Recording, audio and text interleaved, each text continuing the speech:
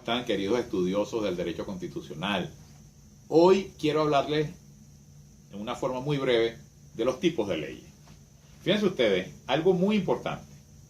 La ley como concepto no es, desde la perspectiva venezolana, la materialización de una norma jurídica general y abstracta, como se hizo durante muchos años la definición de la ley.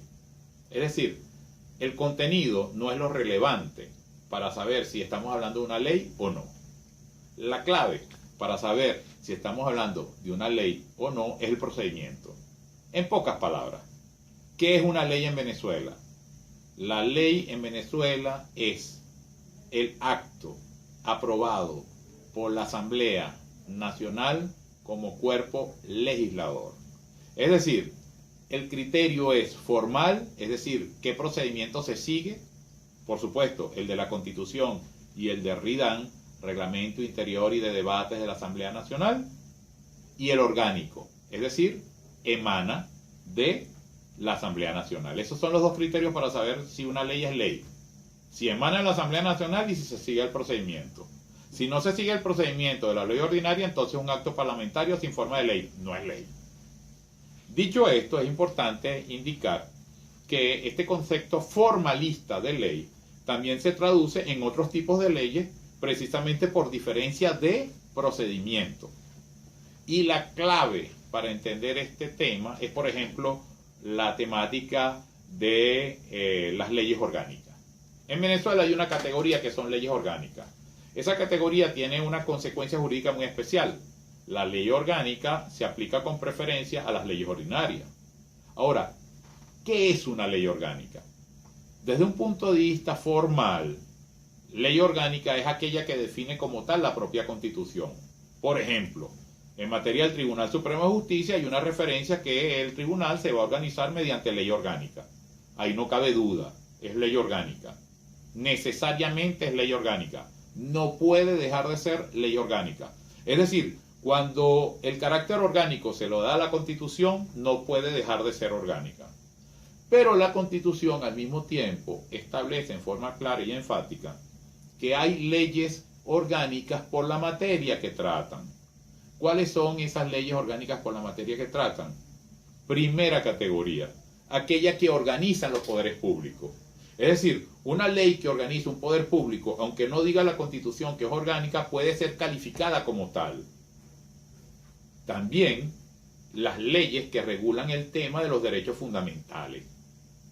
Aunque no diga la Constitución que esa ley es orgánica, esa ley tiene tal carácter. Y en tercer lugar, hay unas leyes que son el marco normativo de otras leyes. Es decir, que establecen los parámetros para desarrollar determinadas materias que también son desarrolladas como ley. Esas leyes marco son las que pueden también ser calificadas como leyes orgánicas. ¿Qué significa esto? Que las leyes orgánicas son las que dice la Constitución, que son tales, y las que califica la Asamblea Nacional como tales.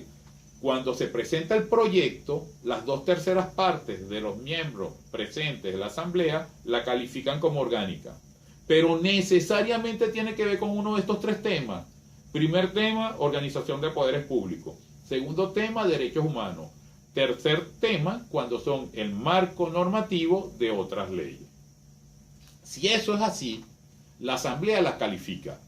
Pero hay un control novedoso en la Constitución que no existía antes, que es el control de organicidad que le corresponde, de acuerdo al artículo 336 de la Constitución y al artículo 202 de la Constitución, a la Sala Constitucional del Tribunal Supremo de Justicia. El Tribunal Supremo de Justicia en Sala Constitucional verifica si fue bien calificada la organicidad de una ley. Y si dice que es así, que está bien calificada, la ratifica. Esto tiene que ser antes de la promulgación. Si no es así, la ley no puede ser orgánica. Esto es un control novedoso, es un control nuevo, que implica un pronunciamiento de la Sala Constitucional que no tiene tiempo ilimitado, sino que tiene 10 días para pronunciarse. Hay otro tipo de ley que es de especial relevancia citar acá. es la ley calificada como habilitante. ¿Puede la Asamblea Nacional delegar en el presidente de la República la función legislativa?